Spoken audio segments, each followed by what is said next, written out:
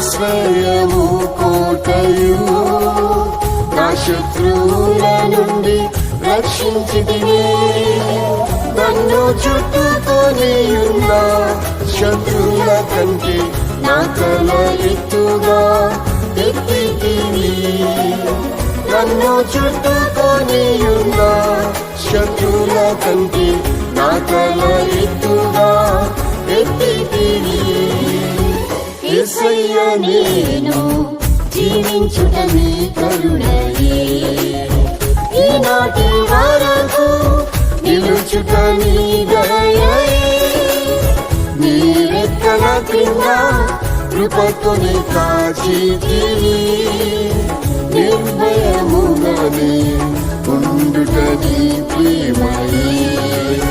నీ రెక్కల క్రింద కృపతోనే కాచితివి.